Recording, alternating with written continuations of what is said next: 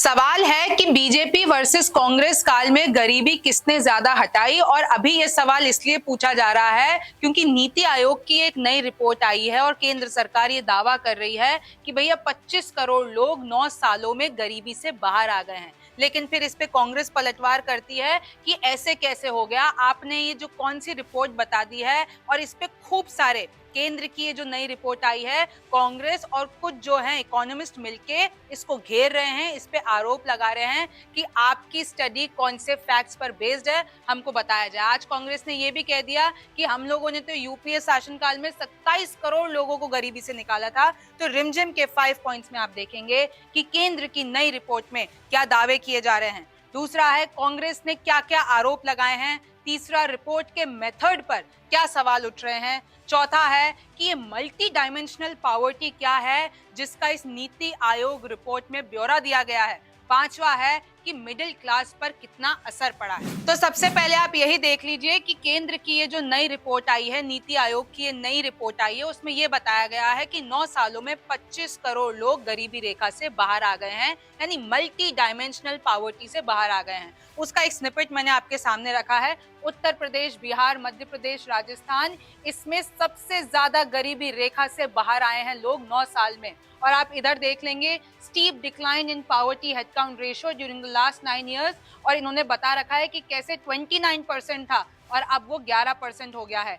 24.82 crore individuals estimated to have escaped multi dimensional poverty. मैं आपको आगे ये भी बताने वाली हूँ कि ये पॉवर्टी और ये मल्टी डायमेंशनल पॉवर्टी में क्या फर्क है।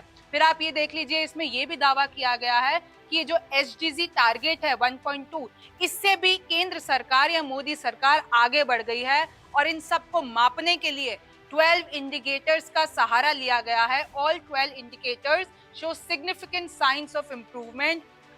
Pace of decline in poverty accelerated after 2015 या 16। मतलब इस पूरी केंद्र की रिपोर्ट में दावा किया जा रहा है कि कैसे 9 सालों में मोदी सरकार ने गरीबी हटा दी है। तो जैसा कि मैंने आपको बताया कि नीति आयोग के मुताबिक साल 2013 और 14 में आप ये देखिए 29.17%, 17%। और वहीं अगर आप 2022 और 23 में देखेंगे तो ये जो परसेंटेज है वो 11 हो गया है। मतलब 9 साल में 17.89% की कमी आई है और ये मल्टी डायमेंशनल पॉवर्टी में आई है। मतलब गरीबी हटी है और सरकार अच्छा काम कर रही है। केंद्र की रिपोर्ट के हिसाब से ये लोग बताने की कोशिश कर रहे हैं। अब दूसरा पॉइंट ये देख लीजिए कि कांग्रेस ने बीजेपी पे, केंद्र सरकार पर क्या क्या आरोप लगाए हैं और कैसे कांग्रेस ये कह रही है कि यूपीए के शासनकाल में हमने 27 करोड़ लोगों को बाहर निकाला था गरीबी से। और इसकी पुष्टि वर्ल्ड बैंक की रिपोर्ट ने की थी। लेकिन आपके पास तो फैक्टर्स ही नहीं है, आपने तो एक कमरे में बैठ के खुद ही रिपोर्ट लगी और फिर उसमें ही बता दिया कि हमने गरीबी हटा दी है ताकि चुनावों में आपको इसका फायदा हो सके। आप सुनिए कि कांग्रेस क्या कह रही है।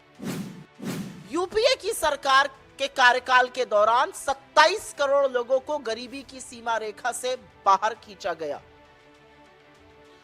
पर यह हमने अपने कमरे में बैठकर आंकड़ा निकाला और ऐसा नहीं कर दिया। वर्ल्ड बैंक ने थर्ड पार्टी की रिपोर्ट की पुष्टि की, जो स्थापित मानक है दुनिया भर में। और ये ग्लोबल इंडिसेस के चलते जब वहां से पुष्टि हुई तो माना गया कि हाँ, 27 करोड़ लोग गरीबी की सीमा रेखा से उबारे गए। यहां पर तो अपने ही मुंह मियां मिट्ठू बन जाओ, शंखनाद कर दो, बाकी काम तो चरण चुंबकों की मंडली कर ही देगी। असलियत यह है किसका सर्वे किया गया, सर्वे का सैंपल साइज क्या था। मतलब नीति आयोग ने खुद ही अनुमान लगाया, खुद ही सर्वे कराया, खुद ही रिपोर्ट बनाई, खुद ही रिपोर्ट को प्रचारित भी कर दिया और प्रधानमंत्री से लेकर भक्त मंडली तक ने खूब भोपू बजाया उस रिपोर्ट का। इन गरीबों को न सब्सिडी मिलेगी, न फ्री का राशन मिलेगा। जल्दी ही ये इस सूची से बाहर निकाल दिए जाएंगे। सारी साजिश इसीलिए रची जा रही है। गगनचुंबी इमारतों में बैठकर, एसी कमरों में बैठकर, 4 लोगों को बुलाकर, भगवान जाने क्या सैंपल साइज था, भगवान जाने कहां सर्वे किया गया, क्या अनुमान लगाए गए। सरकारी योजनाओं के बल पर आपने एक सर्वे कर लिया, उसको रिलीज कर दिया। असल में ये 10 साल की मोदी सरकार की विफलताओं का सबसे बड़ा प्रमाण है कि जब आज देश चुनाव के मुहाने पर आकर खड़ा हुआ है तो ना आर्थिक असमानताओं का, न बेरोजगारी का, न महंगाई का, न गरीबी का, न गुर्बत का समाधान ढूंढना पड़ा, सरकार को झूठ का सहारा लेना पड़ रहा है। अब तीसरा पॉइंट है कि मेन सवाल कौन से हैं जो कि रिपोर्ट के मेथड पर उठ रहे हैं कि रिपोर्ट कैसे तैयार की गई है। तो सबसे पहला यही है कि जब जीडीपी परसेंटेज में बदलाव आया था तो वो क्यों नहीं गिना गया है इस रिपोर्ट में, आपने उसको मेंशन क्यों नहीं गया है, और अगर आपने मेंशन नहीं किया है तो फिर ये जो आंकड़े हैं वो गलत है। दूसरा है कि गरीब की खरीदने की क्षमता को क्यों नहीं बढ़ाया गया है, यानी इस रिपोर्ट में ये क्यों नहीं बताया गया कि गरीब की खरीदने की क्षमता बढ़ी है कि नहीं बढ़ी है, क्योंकि आंकड़े तो यही कह रहे हैं कि कंजप्शन जो है वो अभी वैसे का वैसा ही है। और तीसरा है कि कुछ सर्वे को कोरोना काल में रोक दिया गया था तो वो क्यों नहीं गिना गया कि अगर आपने सर्वे किया है पूरे 9 सालों का तो क्या आपने वो जो कोविड काल था जिसमें कोई भी सर्वे नहीं हो रहा था वो गिना है कि नहीं गिना है।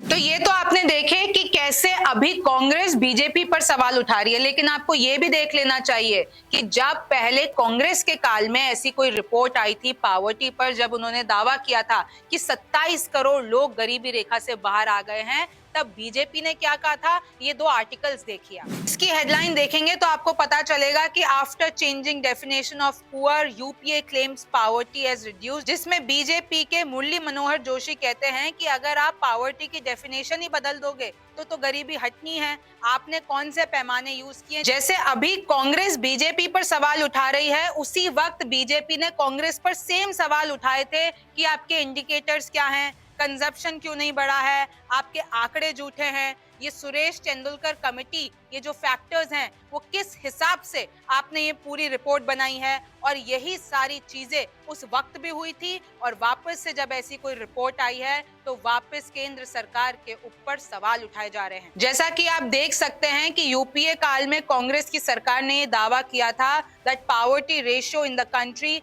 Has fallen steeply during the UPA regime to 21.9% in 2012 from 37.2% in 2004, यानी 37 से ये आंकड़ा 21 पर आ गया। कांग्रेस ने कहा कि नीति आयोग की रिपोर्ट फर्जी है, ये रिपोर्ट झूठ है। नीति आयोग कोई स्वतंत्र संस्थान नहीं है। नीति आयोग प्रधानमंत्री के लिए चीयर लीडर और ढोल बजाने वाला है। नीति आयोग द्वारा दिए गए आंकड़ों पर भरोसा नहीं किया जा सकता है। सभी विशेषज्ञों ने इसकी आलोचना की है। चौथा आप ये देख लीजिए कि आखिर ये मल्टी डायमेंशनल पावर्टी क्या है जिसकी इस रिपोर्ट में बात की गई है। मल्टी डायमेंशनल पावर्टी यानी बहुआयामी गरीबी को हेल्थ, एजुकेशन और स्टैंडर्ड ऑफ लिविंग यानी रहन सहन के तरीके के आधार पर मापा जाता है। इसमें न्यूट्रिशन, बाल मृत्यु दर, मैटरनल हेल्थ, स्कूल में कितने साल पढ़ाई की, स्कूल अटेंडेंस, साफ सफाई, पीने की पानी की सुविधा, बिजली की सुविधा, घर संपत्ति और बैंक अकाउंट जैसे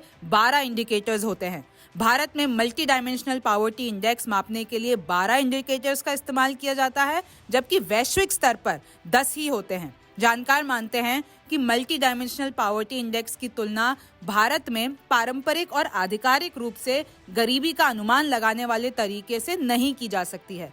नीति आयोग ने अपनी रिपोर्ट में बताया है कि मल्टी डायमेंशनल पावर्टी इंडेक्स निकालने के लिए नेशनल फैमिली हेल्थ सर्वे 4 और 5 से आंकड़े लिए गए हैं। अब आप ये देख लीजिए कि नीति आयोग ने क्या बताया है कि केंद्र ने गरीबी हटाने के लिए क्या क्या कहा।